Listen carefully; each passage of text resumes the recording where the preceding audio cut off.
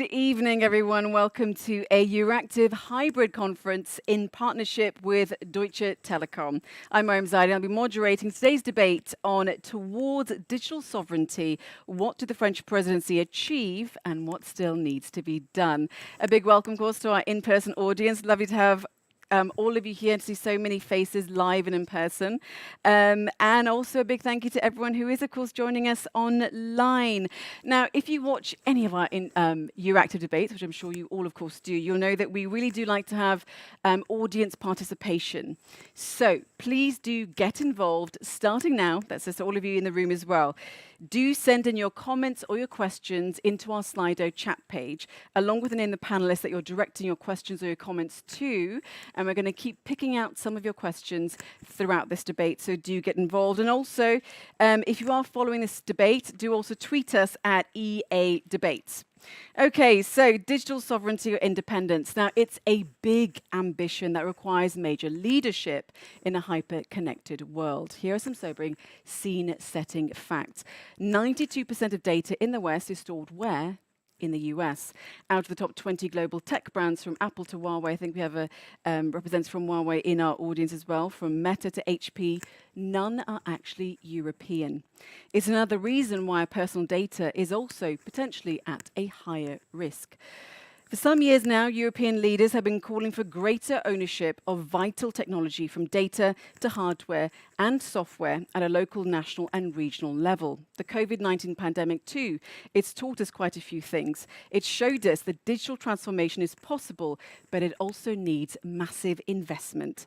Now, the current EU Commission President, Ursula von der Leyen, believes it's never too late to realise the ambition for digital sovereignty, as I'm sure you're quite well aware of. France, a long advocate for that, broke ground with its 6-month presidency of the EU via the Digital Markets Act and the Digital Service Act. But as France now passes the baton to the Czech Republic, a representative who's sitting on our stage, can they pay it forward and help the EU catch up, green up, and dare we say dominate? Well, let's now ask our experts. Okay, so joining us are Matthew Vey. He's the head of Digital Economy Department at the Ministry of Economy in France. He joins us online. Hello to you. We have Petr Očko. He's the Deputy Minister for Digitalization and Innovation at the Ministry of Industry and Trade, the Czech Republic. Welcome. We also have Anthony Whelan, who's a digital advisor at the Cabinet of Ursula von der Leyen, the President of the European Commission. Welcome to you too. Alexander de Schel, he's the Academic Director at CER, the Centre on Regulation Europe, who joins us online. Welcome to you also. And finally, but never least, we have Wolfgang Kopp. He's a Senior Vice President for Group, Public and Regulatory Affairs at Deutsche Telekom. Welcome to you. Welcome to all of our panelists. Now, just let everyone know, audience online and in person. So 3 of our panelists, as you can see, join me in studio. So that's Petr Očko, Anthony Whelan and Wolfgang Kopp. Matthew Vey and Alexander Strel, as I was mentioning, do join us online. Now, Petr Očko needs to leave in 30 minutes. So this is where the audience, if you do want to ask him a question, do put it into Slido, really starting now. I see that no questions are in yet, but do put your questions in so he can answer them before he, of course, has to leave. Okay, before we go to all of our panelists, I want to first of all go to the presidencies and see what they have to say on this topic. I give the floor, first of all, to the outgoing presidency, the French presidency, for their key insights for a few minutes. So over to Mathieu Vey, the head of Digital Economy Department at the Ministry of Economy in France. Bonsoir, and the floor is yours. Thank you very much for the invitation. It's great to be here, and I hope you can hear me all right. Although I couldn't be in Brussels, unfortunately, for this occasion, and it's good to be in this panel at now 24 hours before handing over to our Czech colleagues, and I'm really glad to be able to share a little bit about what happened in the last 6 months. Of course, it was a unique moment. There was pandemics, there was war in Ukraine, there were obvious consequences of the climate crisis. And this had a very strong impact on the digital agenda, highlighting the importance of digital in our daily lives, in our economy, in our democracies, with disinformation being a major topic, and also about our value chains and how the digital is central to many economic areas. Of course, there was a strong focus of the French Presidency of the Council around digital sovereignty, which is the topic of this panel today. And I think we have provided the evidence that digital sovereignty is not about being defensive against other regions of the world.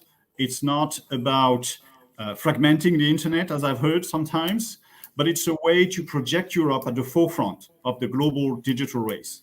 And just, I want to very quickly highlight a few of the items we've worked on these areas. And starting with, obviously, what is first and center in digital sovereignty, which is the ability to set our own rules at European level.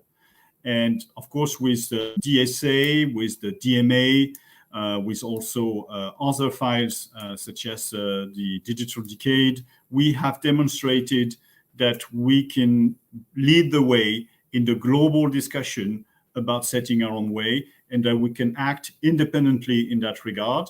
And this is just the beginning, because I believe Europe has shown the way. There will be other regions taking up on those discussions. And it's been a very important milestone on the way to digital sovereignty. Of course, we will be very mindful of implementation by the Commission, among others. And we are happy to hand over some very significant files also to the Czech presidency, including the Artificial Intelligence Act, which is going to define a framework that is critical for Europe's innovation. And the second part of digital sovereignty that we've tried to work on is innovation. And we've announced a few initiatives building on previous presidencies, such as Skill Up Europe, where we hope to commit to a 5 to 10 billion euros mobilized to support the growth of European startups, European scale-ups.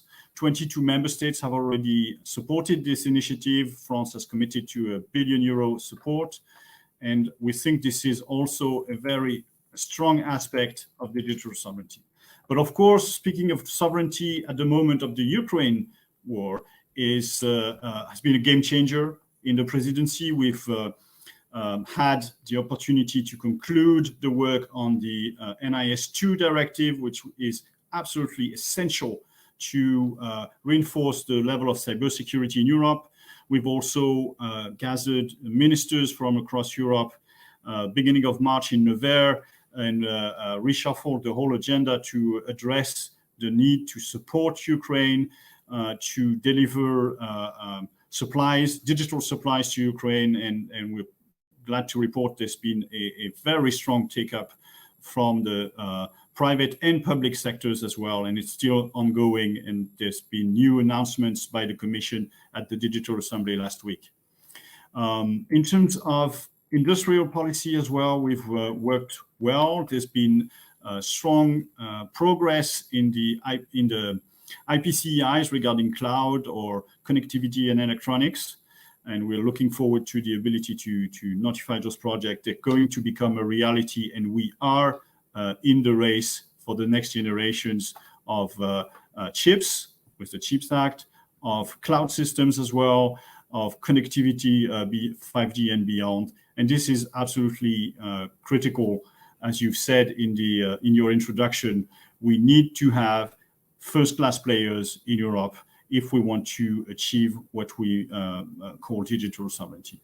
And finally, a topic that's been very close to our heart was the twin transition between the digital transition, the environmental transition.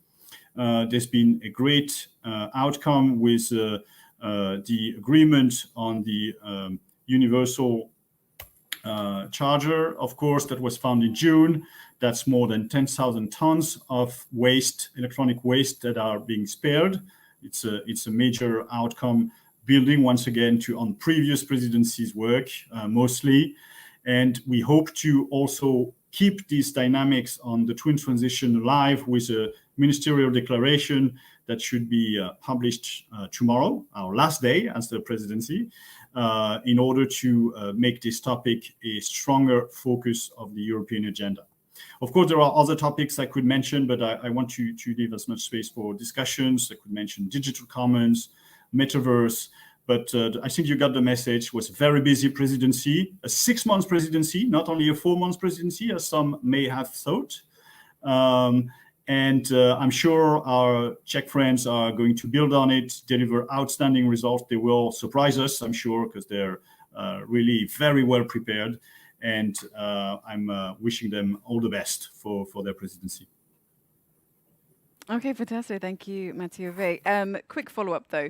You talked about the reshuffling of your agenda, and of course, you had, there's obviously climate change to contend with, the war in Ukraine, and of course, there's been COVID. So you've had lots of hurdles in your presidency. What would you like to be seen taken forward by the Czech presidency? You obviously wish them well, but are there any sort of trapdoors, essentially, that they need to be aware of? Well, I think they're very aware of the challenges ahead, whether it's on the Artificial Intelligence Act, whether it's on the Data Act, which is going to be a major aspect of building a first-class digital economy in Europe. Obviously, data is at the center of this.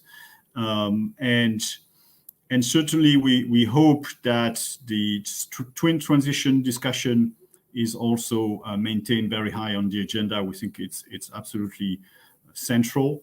And probably the bonus is this topic that emerged during the French presidency, but it wasn't really our initiative, which is the discussion between of the balance between investment in networks and the use of networks. The fair share discussion is certainly going to be an interesting topic for our friends, and we'll be happy to support in the council with ideas on the matter.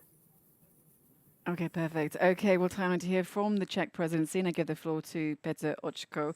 He's the Deputy Minister for Digitalization and Innovation at the Ministry of Industry and Trade in the Czech Republic. Please take the floor.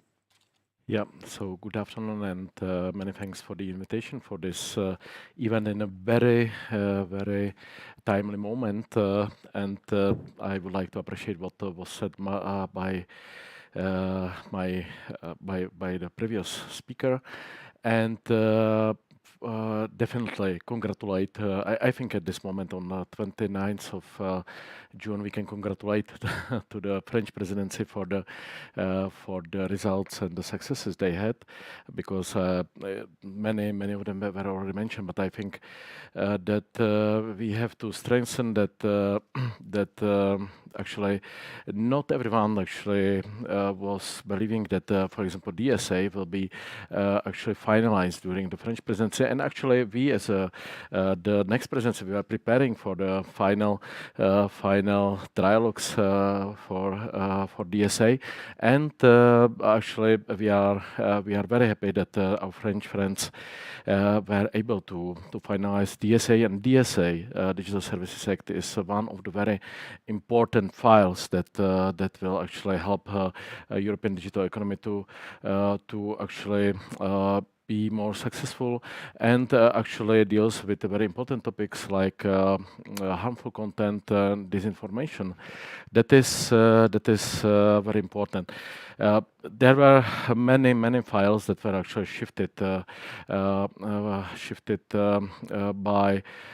the French presidency, shifted forward, of course, and we can build on a very robust work of our French friends. We were, of course, in a close touch for whole the period. So we believe that the continuation in the second half of this year can be smooth. And definitely, the first thing I would like to say is that digital agenda is one of the highest priorities for the Czech government, one of the highest priorities for the Czech presidency. Of course, the highest priorities are connected with the main files that are on the table. Actually, they were mentioned.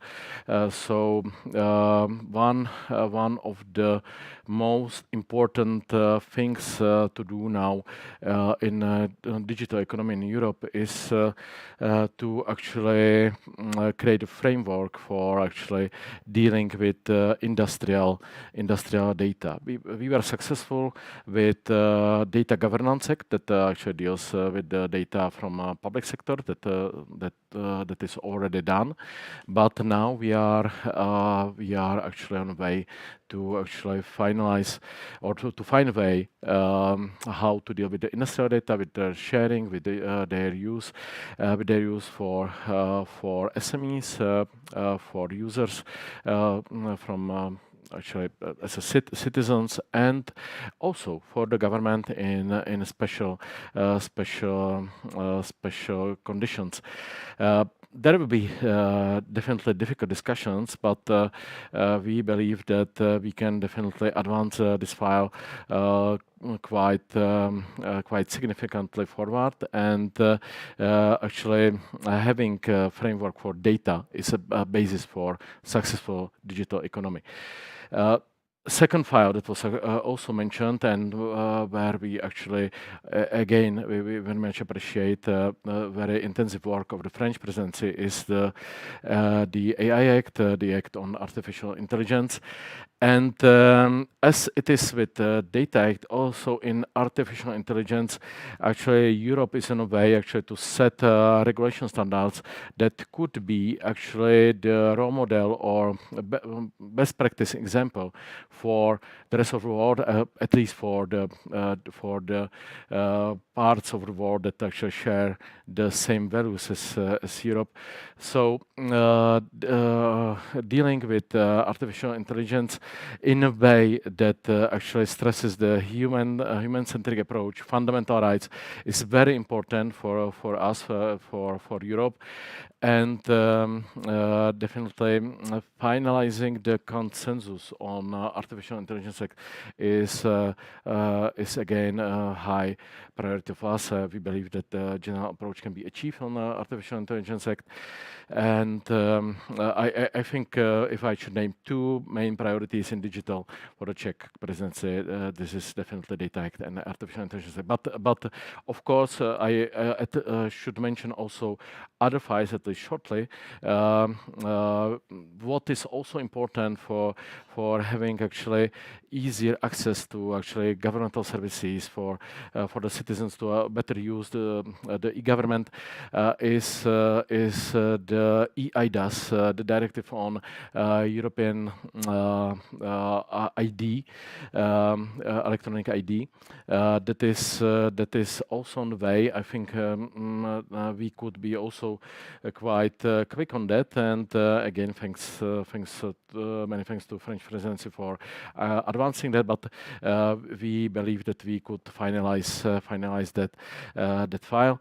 And very shortly, one file that is not so robust as the previous legislation that I've mentioned, but is very important for Europe to achieve its digital goals, is the Digital Gate Policy Program. It's a file that actually sets the strategy, sets the main goals for the EU to achieve in the digital, and also it speaks very much about green transition and twin transition as such. And I think it's good that actually it's a legislative file, and it not only brings the goals, it also brings the mechanisms how to achieve them. It brings a better system of measurement of achieving the goals, because what is not measured, it's not managed. So I think this is very, very important, and it brings also some mechanisms to achieve the goals like multi-country projects. So it's not all, but these are the main points that are the priorities for the Czech presidency in digital. Okay, well, those sounds like a lot of priorities. I mean, you talk about data, AI, electronic ID, and then also what the French presidency also hope that you do carry forward. But there is a question, and that is related to the war in Ukraine. The cost of course, supporting Ukraine. managing the fallout. We also have a rising, cost of living crisis, energy crisis. There are so many things going on right now. Decarbonization. There are so many problems or priorities other beyond digitalization. So does the Czech presidency really feel that they can keep the momentum going forward with digitalization, and how can you do it in collaboration perhaps with the European Commission? It's a very good question, actually. I didn't mention Ukraine, and of course, Ukraine, as it was during the French presidency, and again, we have to appreciate how French presidency did work in a situation of unprecedented situation of Russian aggression at Ukraine. We also have to count with the fact that the Ukraine crisis will influence our presidency. Of course, you have mentioned the energy sector, actually the prices, but I don't think that it will mean that we will actually say that yes, we need to deal with the energy sector. We will not do the digital. Other way around, actually, we need to do more in digital. Actually, what I didn't mention in my previous speech, actually, what is very important for us, and even more than before, is to actually highlight the measures to strengthen the cyber security in Europe. We know that it was mentioned that NIS2 is actually almost finalized, but so one of our priorities will be definitely to actually do the final work on NIS2. We have Cyber Resilience Act in the pipeline. What is the biggest threat to European cybersecurity? So actually, definitely. I think what is very important that we have to be united. We face actually the highest number of cyber attacks in the history. In Czech Republic or Poland, the countries that are close or neighboring the Ukraine, actually it's everyday business, and we have to be united. But actually, as a response to your reply to your question, I also would like to mention one more thing. It's not only cybersecurity; it's a new level of information war. Actually, we see unprecedented level of propaganda, fake news, using new technologies, using new models, actually, how to actually approach the citizens, and this is something we have to address.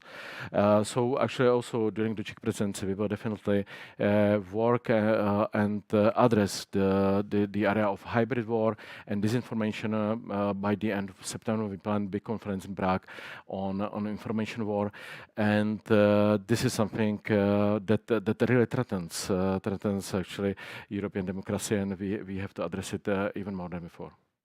Okay, lovely. We don't have any questions for you from the audience on Slido, which is a bit of a shame because I know that you are getting very close to the time that you do need to leave. So are there any sort of final thoughts on your sort of hopes, aspirations for the presidency? Yeah, like for us, as I said, actually, we would like to help the European Union to be actually more competitive thanks to digital technologies, and actually more digital sovereign. But one thing I also wanted to strengthen is that what is very important, that the primary way how to increase the digital sovereignty of Europe is actually to really invest into research and development and do the research in the key areas here. But not only the research, but also the deployment of the technologies here in Europe, because we have great programs, we have great projects in research, we have Horizon Europe, we have lots of wonderful, excellent projects.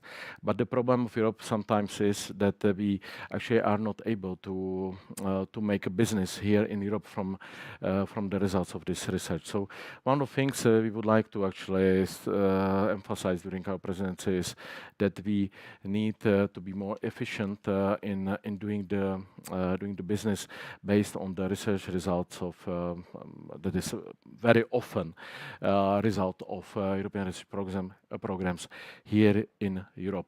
And definitely digital sovereignty of Europe will be a high priority of our presidency. Much better, Oczko. Thank you so much.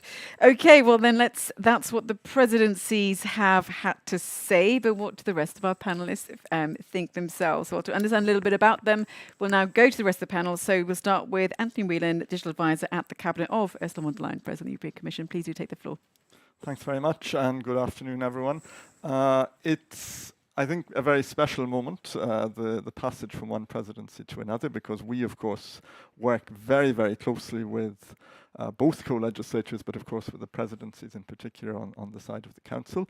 And apart from the very necessary congratulations to the French presidency on some of their really impressive conclusion work on very complex files, and they've been mentioned, Digital Services Act, Digital Markets Act, the NIS2.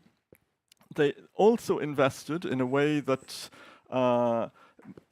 presents a complex trade-off for any presidency with a very heavy mid-commission mandate agenda. They also advanced files that they knew they would not conclude themselves. And this is in a way part of the public-spirited or the team play of a presidency that Piotr and his colleagues on the Czech part will receive, working drafts, read through work on topics like the AI Act, that files that are also very complex, relatively long, that have been progressed to a point where we can look forward to serious progress now in the next presidency mandate. Now, for Piotr and his team, and he has named his priorities, and I'm glad to hear them. I think one useful example, just to complete what he said, and to end on the point, or rather to pick up the point that he ended on how to take great European research and lead it to deployment. Something like the CHIPS Act is actually the expression of that we take real European excellence in chips, and we take it to build partnerships that also reach into startups, that develop test beds that are close to industry deployment, and accompany it with a sort of whole of government approach that also looks at how we approach public investment in this pretty special and strategic area. So that's a file that we also look forward to see being advanced. I would also say, he hinted at one such file, we continue to feed the machine. The Cyber Resilience Act should come just after the summer with important cybersecurity implications for products and software. We will also come with a file that is not just digital, but is very important for the health of our increasingly digital society, which is the European Media Freedom Act. So I won't say more for now. There is plenty to do. Yep, there is, and definitely a lot more to discuss. Let's now go to Alexander Strel, Academic Director at the EU think tank CER, the Centre on Regulation in Europe. Please do take the floor. Yes, thank you very much for the invitation, and good afternoon, everyone. So I just want to make 2 points, one general on digital sovereignty and one more specific on what has been done regarding the regulation of the platform economy. Now, the more general point is that clearly if we want to achieve or increase the strategic autonomy or the sovereignty of Europe, that means that we have to have a change of policy paradigm across the European institution, and that we should not only adopt rules. This is something we do a lot and we are good at in a way, but we should really be able to design industrial policy. And that's a really new role for Europe, And in a sense, I think all those crises in the digital technology push Europe forward, and maybe would be seen in 50 years as a big step in the European integration, Now, to be able to achieve that new role, I think there are three things which are making the thing difficult, at least three things, but on which progress has been made and should continue to be made. First, of course, you may have conflicted interest, conflicting also view across the member states, and even you see that within the Commission, across commissioner. It's clear that you could see sometimes those tension, and I think it's good. But my impression is that we see more and more, let's say, convergence to our having indeed a more assertive industrial policy. The second thing is that it will require, for the European Commission in particular, which will be the engine of all of that, a new software to some extent. So not only focus on rule, but focus also on standard or funding, and on, as it has just been said, going from research to market, but also it will require new staff within the Commission. I mean, I think really the Commission need to have more expert in industry, more people who know the technology they are talking about, and you could see an effort in that direction. So I think I'm quite optimistic. And then the third element, of course, is very often industrial policy is linked to a defense strategy or a defense policy. This is something we still do not have in Europe, but maybe the dramatic event that we are living in Europe now will push to that.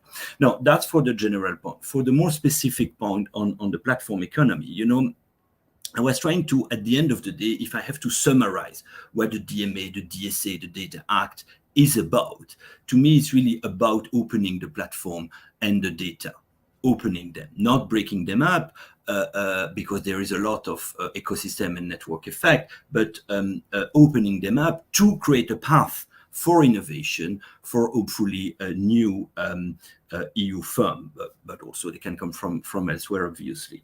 And that may lead, at the end of the day, to an internet which will be more decentralized than what we have today. In a way, the project is to disintermediate, or as I read the project, is to disintermediate the global intermediaries that we have now today. And that may lead, in fact, to an internet which is better fit the European industrial tradition, which is based in general on SME and decentralization. And it's clear that there is a problem in Europe to scale up. Now, there is two things to say to that. Either we say, okay, let's try to do as the Chinese and as the American and try to build this big internal market to ease the scaling up, but it seems still to be complicated. An alternative or something that you could do in combination is to say, no, let's have a kind of another model which is more decentralized. And I think that's maybe what the DMA and the Data Act is about. Thanks. Okay, thank you very much. Okay, and then over to our final panelist who sits here on the stage, Wolfgang Kopp. He's a Senior Vice President for Group Public and Regulatory Affairs at Deutsche Telekom. Please go ahead. Well, let me first thank also Mathieu and the French presidency. I think given the fact that we have a war in Europe and given the fact what the agenda was in late 21 from the French, and we look now at the results, I think everything has been achieved, and even more has been achieved on the digital side, despite having this difficult situation. And most of the highlights have been already named. I think DMA and DSA is a really big achievement, and I very much agree with Alexandre. It will now be very important how we execute both legislative acts, and that will, and I thought his introduction on what the software of the Commission needs are worth discussing. I think it needs a lot of industrial knowledge and more technical knowledge on the side of the executive bodies. But let's be optimistic. I think that's something the Commission had lifted up in the past, and they will be able to do it again. I think if you look at the other achievements, like the CHIPS Act, I'd like to highlight also something we haven't mentioned. In the past 6 months, not only to the war, but it was already part of the Commission program, the Transatlantic Technology Council was something which added much to convergent thinking on both sides of the Atlantic. If we take the Digital Markets Act, it's not only Europe having this idea. I mean, we have the same discussion in Congress in the US, and we have legislative proposals and we have actions. The same with the DSA matters. So I think talking about this digital sovereignty and the way the French presidency introduced that was the right way of bringing us to eye level again with the US. And some of the first discussions already have resulted in things which have proven that concept. Take the CHIPS Act. I mean, there's no race to the bottom in terms of subsidies. We are coordinating. And that's, again, a big achievement. And what are we coordinating? I mean, we are coordinating research for the below 5 nanometer chips. And we want to have these research in Europe. It will happen also in the US, and the production will also happen in Europe. So I think that's a very good achievement, and that's due to the IPSIS we have started. I think it's a role model for others. The big issues in the future is cloud, and whether we can really keep up with the pace of the big hyperscalers, and what are the means to achieve this. I have no recipe at the moment. We have started from industry some interesting projects like Gaia X, but they have to prove that they are really come to results. But I think the level of movement we brought into the digitization in the past 6 months was even to me somehow surprising, given the very difficult circumstances in politics and other parts. So I'm quite optimistic that we can keep up with the other projects. And if we look, and that's the final sentence for this statement, if we look at the Czech presidency, what he was introducing, like e-identity, those are the tangible next projects, I think. Data Act, we must be careful whether we want to open all the data, especially from small and medium enterprises, but at the other hand, the interoperability issues, which are already foreseen, are really helpful, I think also on the cloud side. So there's a balance to be found. And finally, it was mentioned by Mathieu, I think we must do something on the telco side. I'm from this industry. The Connectivity Act is something which is important. And in there, or in a separate regulation, what we call OTT fair share, a fair contribution to our network costs by over-the-top players, is something, of course, which is also needed. And we hope that will be the task of the Czech presidency. Okay, thank you so much, Mr. Koff. Okay, well then, all of our panelists have given their statements, so let's open up this debate properly. I'm not seeing any questions from anyone in our audience, whether they're in person or online. If you'd like to put your questions into Slido, and then we'll, sorry, a lady in the audience has put her hand up, put them into Slido, and then I'll see them here, and then we'll go directly to your questions when we do see them. So please get involved with Slido ASAP. Okay, so all of you talked about, lots of positive work that the French presidency and progress they've made. It seems that Europe is at a juncture, but let's set the scene. Is it sort of better late than never? Can Europe catch up? Is it too far behind the pack, for example, from the US? Mr. Whelan, go first, please. I think that's not one question, it's many questions. Because if someone were to ask me on chip research and testing and development, can Europe catch up? I would rather say, can the others catch up? Sure, and is it their interest too, or is it rather their interest if we find common terms of engagement to work with us, which is something that Wolfgang was referring to as regards what we discuss in the TTC in the chips area. So it's very much sector by sector.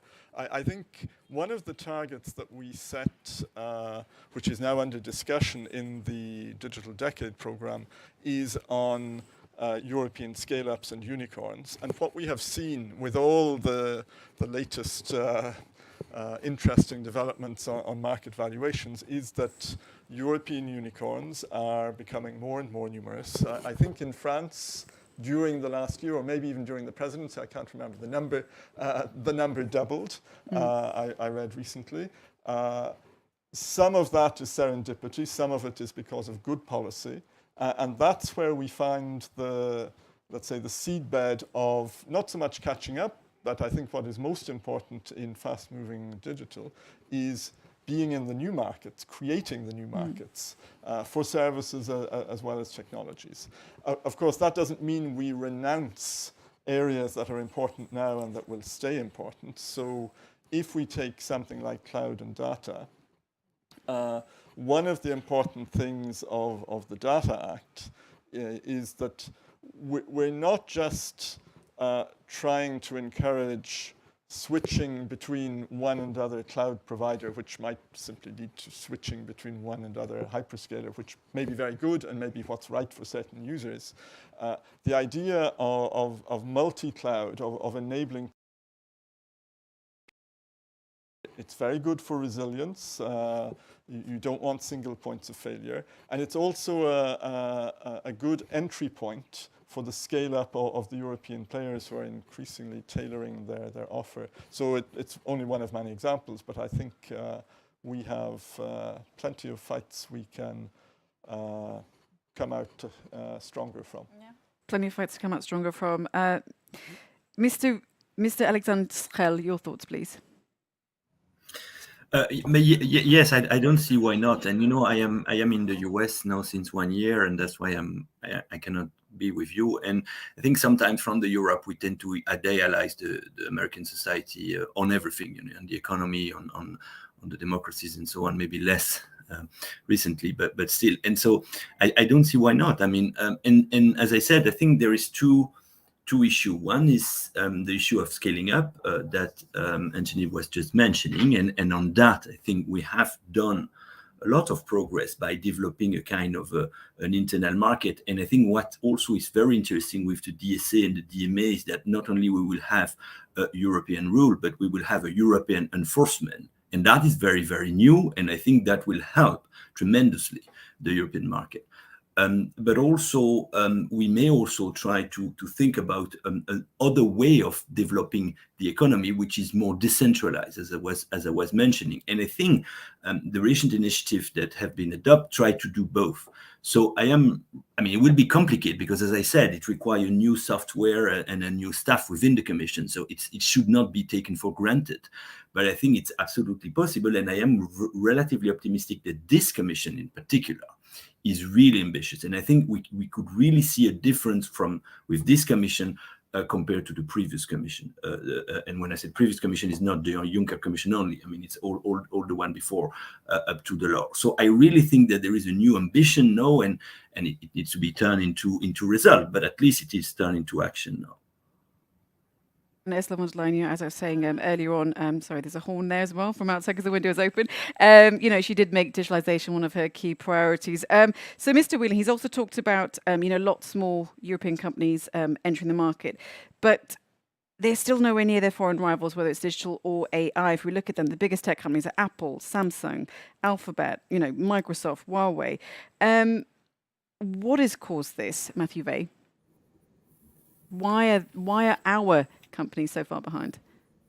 Well, I think I think Anthony was mentioning, I think rightly, that we Europeans must stop beat ourselves up for the fact that there are much larger companies that have taken some dominant market positions basically in the B2C area.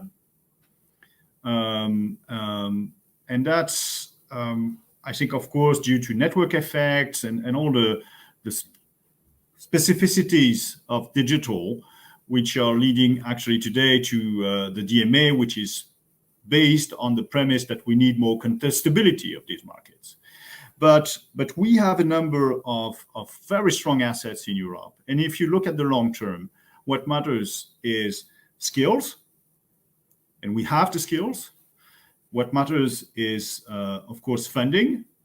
And we are beginning to really strengthen our funding ecosystem in Europe. And I mentioned some of the initiatives with Scale Up Europe that date back a few presidencies now, but that we try to obviously push forward. And the idea is that, of course, Europe today already is a market that even these large American companies you mentioned, they cannot live without the European market. It's a major strength. And what we need is just to avoid being just a market to address or skills, to hire for foreign companies, but also be part of the negotiation based on our assets in industry, in R&D, in many other areas. And I think the TTC is a good signal. Wolfgang, I think, mentioned the TTC, that there is a level discussion today about Europe in the tech sector, which did not exist previously. And there's much more respect for Europe as a tech player as it was before. And this is a very good signal. So there's no way we can consider that the battle would be lost or anything like this. Okay, Mr. Kopf, is the EU then? Do you also support that the EU is now a bigger tech player? Not yet. Not yet. Yeah, okay. No. Elaborate, I mean, please. if you look at the sheer numbers among the the big 25 tech companies in the world, there are only two. If telco is tech, so it's us and SAP from Germany. If you look at the numbers of the B2C business, Mathieu just mentioned, I mean, we are still well behind. If I looked at the B2B business, I think we still have a big opportunity. And even in the software sector, there's a lot of software specialized companies, and one shouldn't underestimate what a lot of mid-sized companies in Europe doing, which are called machinery companies, but mainly they're producing software in many instances, but they're not counted as digital sector. So we have a vibrant mid-sized sector which is doing well, especially also in my home country. So I think combined with skills, and there we are really living up and might be better in the end. That's something which at least enables us in the future. There's another thing you ask about the reason. I mean, the main reason for B2C leadership is quite simple. The US has one single market, 340 million inhabitants, and it has a very well-fed private equity sector, which invested on VC sector, which invested in all these companies. That didn't exist in Europe. But if you compare a united Europe with more than 500 million inhabitants, it's much bigger, and that's why they need to listen now. And if we are doing this, what we did in the past 2-3 years, and especially now with the French presidency, just adding together what we can and shape it around digital sovereignty, that's a big step forward, also psychologically, and I think it works. And that's why I'm saying there's some optimism that we can scale up. There's one thing I would caution a little. if we tend to over-regulate. And if I look at the AI Act, I think we as a company supported this act from the very beginning. We added some ethic rules and made proposals how this should be done. But now it becomes bigger, bigger, bigger. AI is at the beginning. It's not in the end. And we're doing now regulation which might prevent further innovation. And that would be a bad thing. There I would very carefully look at the details. And that same is with the data act, as just mentioned. Okay, Mr. William, you can probably jump in then. So AI possibly too overregulated. The industry is saying they need help to catch up. Is overregulation a thing for the European Commission? I mean, where can you help the industry? Yeah, of course, we always need to be very careful in finding the right balance in regulation. First of all, in choosing what to regulate, there was quite some reflection on whether AI was the right thing to intervene on at a relatively early stage in its deployment in Europe, and if so, how to do it. In that particular case, the single market that has been cited as one of the main advantages, if we can actually get it operational in digital areas, is the key motivation. AI raises plenty of societal issues, and if we don't intervene on these in order to create a framework that people find socially satisfying, then it will surely be done at national level. And putting Humpty Dumpty back together afterwards is normally much more difficult, as we learned when we were quite young. So the question then, if we intervene, because these are compelling questions and they are better done for a sort of market development reason at European level, then the question, okay, well, what is the intensity of intervention and so on, is an important one. When Wolfgang refers to it growing and growing, he may be referring to its evolution after it left our house. And of course, we have to engage with the many legitimate views on what should be the right scope of intervention on a new and exciting, but in some ways troubling technology. Do with AI? I mean, what's the kind of goal of it? What are the objectives? Well, let's say the most important thing about the AI Act as proposed by the Commission is the very, very, very large number of sectors and uses that are essentially not addressed, because we have taken the so-called risk-based approach in order to identify areas with particularly high risks of unforeseen impacts for people's rights, their health, their security, and said, okay, there we need to front load a bit on the responsible deployment by producers and users. And that is, of course, where then a lot of the debate centers. Should the number of high-risk cases be this wide or this wide, and who should decide when we expand them or change them? Something I've noticed in, I think, the council discussions on AI is the interesting discussion on how you frame regulatory sandboxes, because this is a very important complementary element that even as you create this regulatory framework, you create space for cooperative experimentation that respects the boundaries, but can allow innovation to prosper. And I think that has been getting quite some attention from Mathieu and his colleagues. Indeed. Well, maybe Mathieu can comment on that further. I think behind the AI Act are a few of the overarching questions for digital. What is the balance between the technology and the societal safeguards? What is the balance between freedom and of innovation and potential setbacks to individual freedoms on the other side? Public security, individual freedoms, everything is in this text. And that's why we really like the approach of the risk-based approach from the Commission that needs to be maintained, enhanced in the document and the text.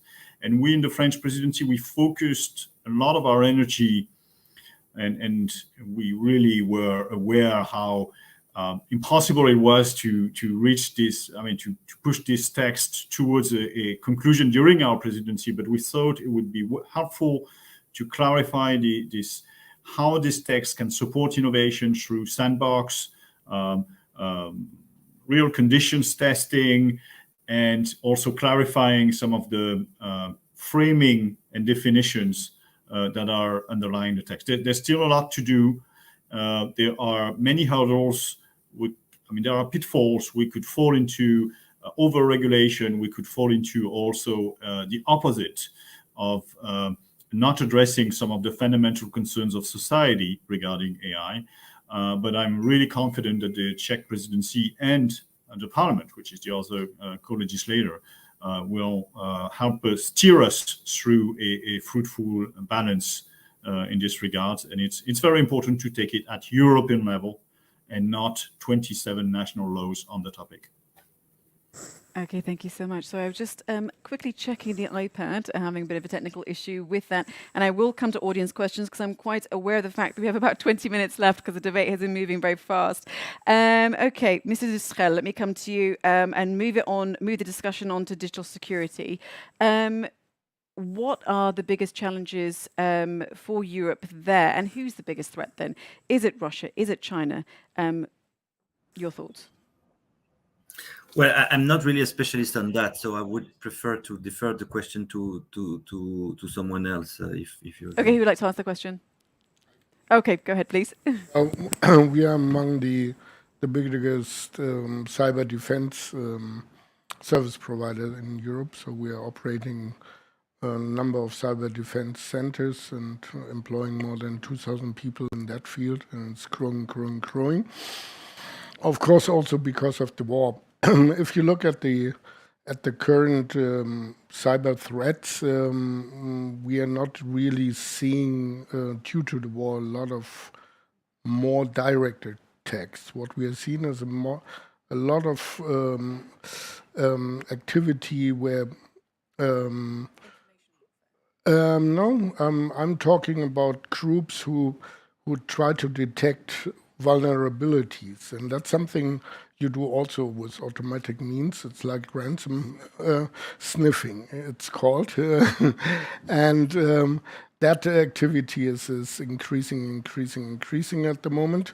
In terms of defense, I think not only Europe, the entire Western world is quite vulnerable because any of our basic infrastructure is depending on software and can be attacked.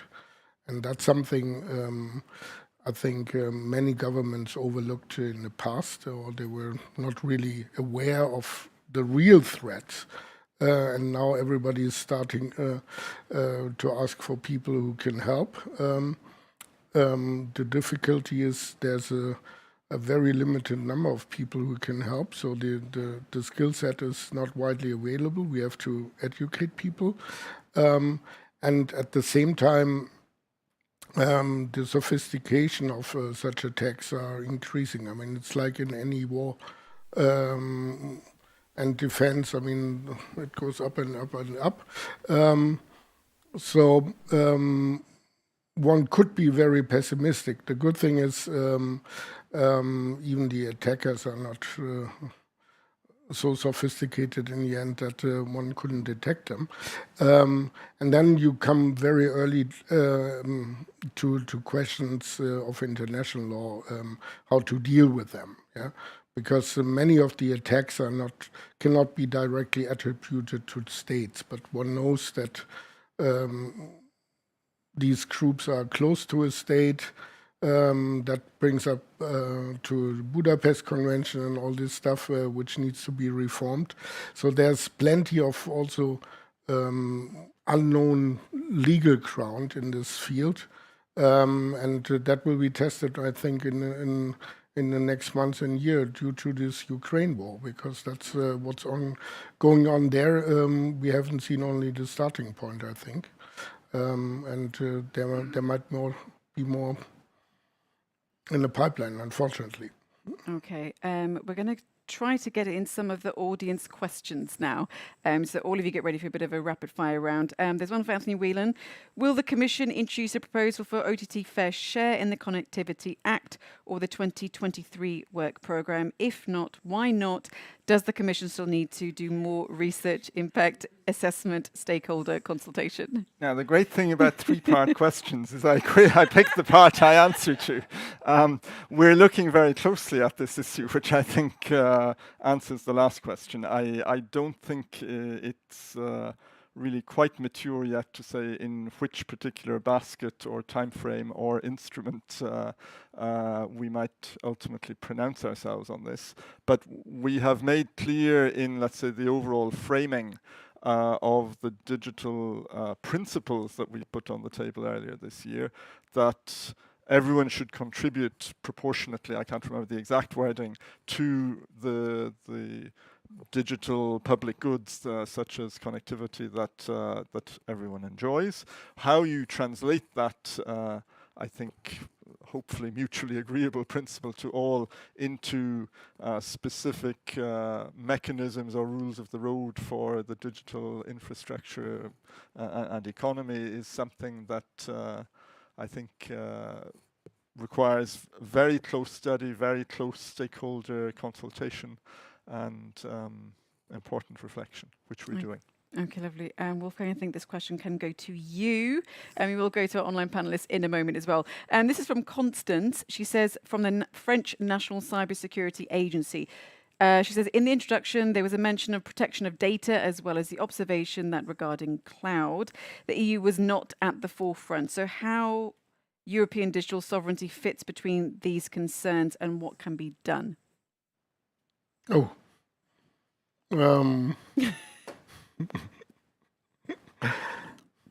Honestly, I don't have an immediate answer. I mean, the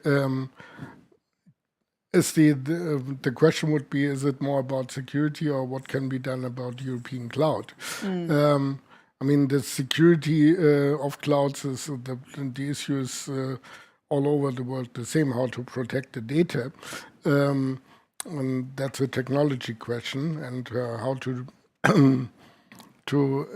introduce the right security mechanisms. Of course, the more you send data around the world, the more valuable it becomes at one point of time. But in terms of European cloud, I think, and European sovereignty, I mean, we need to have some cloud rules for Europe. And that entails, of course, also some data localization rules. That entails things like where does the first, second, and third level support take place? Because people tend to overlook how data or clouds are protected and serviced. So, for example, the US discovered only a few years ago that much of the servicing of clouds was done out of China. And then suddenly they said, ooh, if you have a service level operator who has all the clearances to work remotely, I mean, it depends where he sits in the end. Yeah? Such things are important if we want to have a sovereign protected cloud in a certain area. And I think there we can learn from the US. I mean, they protect their important clouds the same way we should protect them. Okay, lovely. Let's now, perhaps Alexander Distrel, maybe that's something you wanted to comment on. No, but just 2 points, and one point, and then I want also to comment of the over-regulation point. So, I mean, what I think this point illustrates is that infrastructure is absolutely essential, and we cannot just focus on services. And at the end of the day, the infrastructure is probably more important. The infrastructure part is probably more important than the service part. So I think, and this is also why the fair share debate and everything is also so important, because we we really need to have a strong, resilient, and sovereign infrastructure in Europe. The other thing I wanted to say about regulation is that, and the risk of over-regulation, I think it's really depending of what kind of regulation we are talking about. But I mean, if it is a regulation which is aimed to create more competition or more innovation, I think more regulation should be good. And the second thing I wanted to say is that what worries me a bit is not so much the over-regulation, but the consistency across all those regulations, because we have really an inflation, not only of the currency, but also of the digital law now in Europe, and the consistency between all those acts, or they are all called ACT, no, which is a new name, is sometimes weak. So I think we have to be, I mean, it's maybe inevitable to some extent, but there will be a huge effort in the implementation to be sure that they are implemented in a consistent way. And I think that will be one of the challenges for the Commission and for the national authorities in the year to come. Okay, Matthew Veg, I'm going to come to you with a question. I don't think it's for you, but I'm sure you can comment. So Anya says the digital decade connectivity targets are ambitious and need hundreds of billions of investment. How will the Connectivity Infrastructure Act help foster investment? So we're really looking forward to seeing more details on the Connectivity Act, and Anthony hinted at the fact that still a significant amount of work was left to be done. But what we're seeing, at least in France, is how important, of course, investment-friendly regulation can be. And I think it's fair to say that the telcos are really doing the job in rolling out when the framework is well set up and there's clear framework for what can be done from the private investment, the public investment, whether from government or local authorities. We are in France rolling out fiber at a pretty high pace right now, and this has not been requiring any structural change in the market. We still have 4 telcos. There's very attractive pricing for users. So it's possible, but it's a chemistry of regulation that needs to be addressed. And certainly the fact that everyone benefiting from this connectivity being involved, playing a constructive role into this chemistry is absolutely essential. But I think in some credit must be provided to telcos. They know their business, they can deliver, and we're hopeful that they will help us secure these very ambitious goals that are being set up in the Digital Decade program. Okay, thank you very much. A couple of questions on connectivity. Mr. Whelan, I'm going to come to you first because I know this is something we haven't completely touched upon yet. It's basically takeaways from the pandemic. And I know this is a question that perhaps you may want to answer, you may want someone to answer, but 5G or possibly even 6G or fast fiber broadband, is there a sense for the European Commission or the EU as a whole that we need to get ordinary Europeans more connected, especially those living in rural areas, the people that aren't perhaps well connected to the internet, because that's a massive part of your workforce that could be really productive here? There's actually a pretty simple answer to that. It's yes.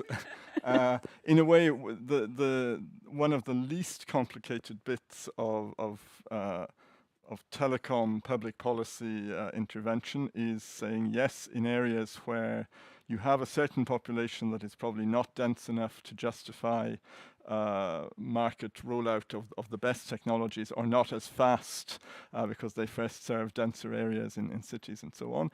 Then it is, since quite some years, perfectly normal in state aid practice to allow public support for networks in such areas. Then you get into sort of important but second order questions. So what is the level of step up and market failure and that you can justify in given circumstances? And that's actually the subject right now of the revision of broadband state aid guidelines that hopefully will be concluded fairly soon.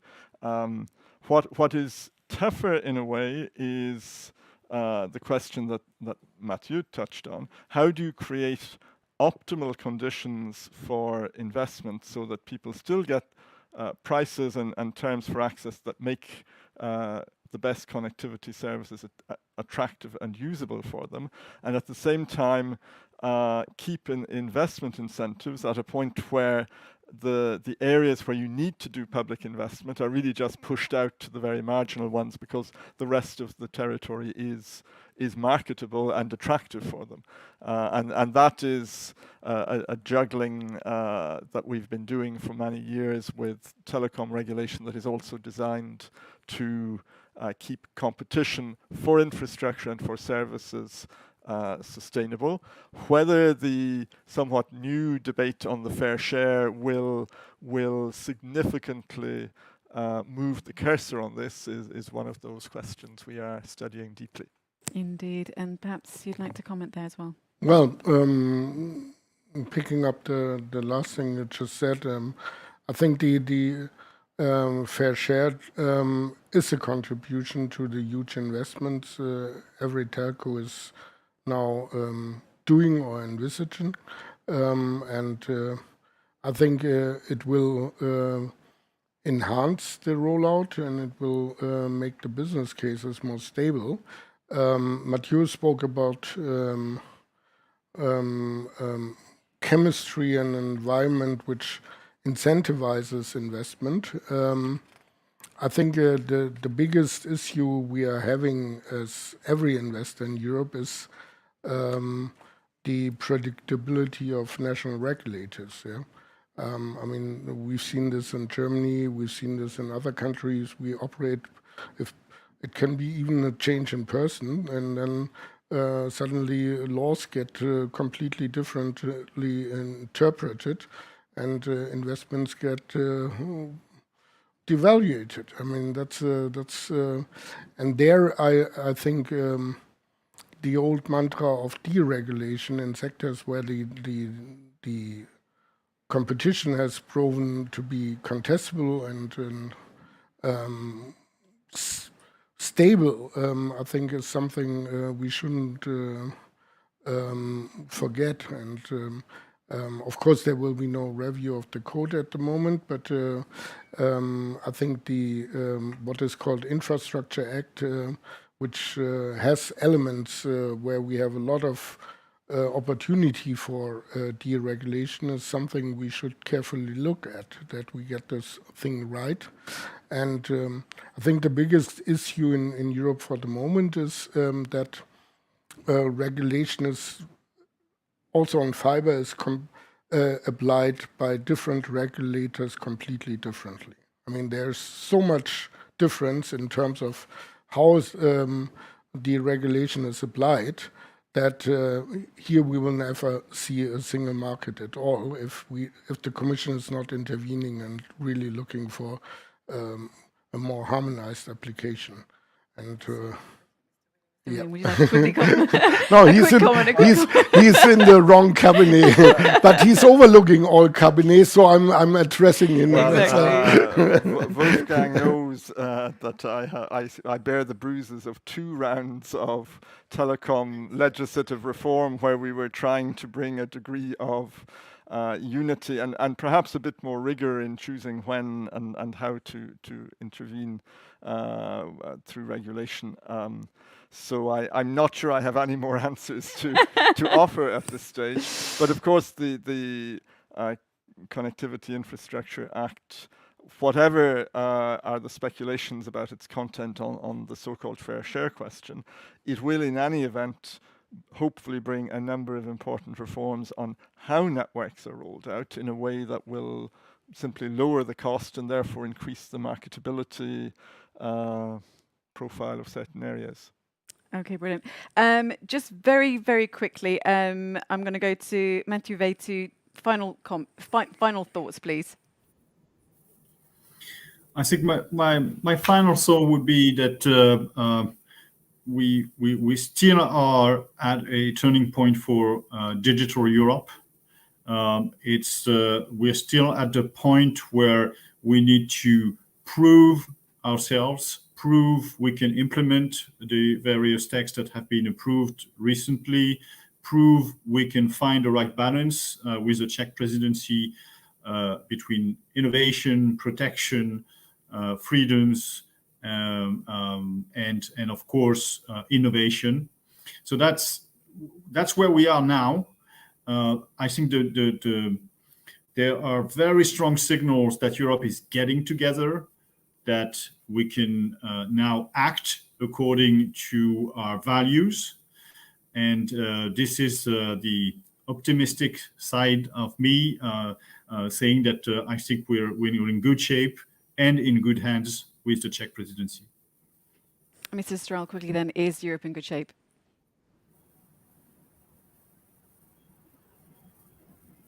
Oh, Mrs. Strel, do you hear us? Sorry, excuse me. I didn't, no worries. Sorry, yeah. maybe I mumbled your name. I don't know. But no, is yes. Europe in good shape? Your final comments. I mean, I think there is a lot of challenge, really a lot. But if the Commission managed to change its software and if it is supported by the member states, I think yes. If those two things do not happen, then I think we're not in good shape. But I'm reasonably optimistic, given what I have seen so far. Okay, perfect. Mr. Whelan, perhaps your final thoughts? Maybe just one thing. It's a specific feature of a specific file, but that may show that indeed there is a realization that we need to do things in a different way. The DSA was a very unusual piece of legislation in the sense that it was the Council under French presidency that got together and decided that the solution was to give more responsibilities to the Commission. So sorry, no paragraph headline for those who like to use that expression. This was more of a power thrust, and it won't be the solution in every case, and we don't have the resources for such a solution. But I think it shows the consciousness that for certain things, the single market has to be made more operational, and we need to be inventive on the solutions. And I think people, including the member states and the presidencies, are willing to take on that challenge as well. Perfect. Then final thoughts go to you. Well, it's a plea to Anthony as well. I think that the single biggest obstacle to digitization and also to a digital single market are local governments. I think the local administrations which are not willing to digitize, which do things the way old-fashioned, we had this in Germany, health institutions relying only on faxes in COVID. Unbelievable. We have lighthouse countries in Europe like Estonia, where everything works, and where we as a senior leadership team from Deutsche Telekom went last summer to have a COVID break and to see how that works, and it's brilliant. But I think if Europe, the local administrations are not living up to that, we will have a problem. And I wonder how the Commission can, they cannot regulate it, we know this, but they can create incentives. And we mentioned the EU identity. That might be something. There are other means to push. And I think that's something we shouldn't overlook. Yeah. Okay, lovely. And just quick show of hands. Does anyone in the audience actually know how to use a fax? Okay, one person, 2 people. Okay, brilliant. Okay, it's an age thing. I wouldn't know how to use one, but hey. Okay, well, we're going to have to leave it there. But Mathieu Vey, Peter Ochko, who, of course, had to leave early, Anthony Whelan, Alexander Strel, and Wolfgang Kopf, thank you all so much for being a part of this discussion. And to everyone who has, of course, joined us this evening, our in-person audience and everyone online. I hope that this debate has given you a flavour, why EU digital sovereignty matters. I'm Mariam Zaid, and you've been watching a hybrid Euractiv conference in partnership with Deutsche Telekom. Take care and bye-bye.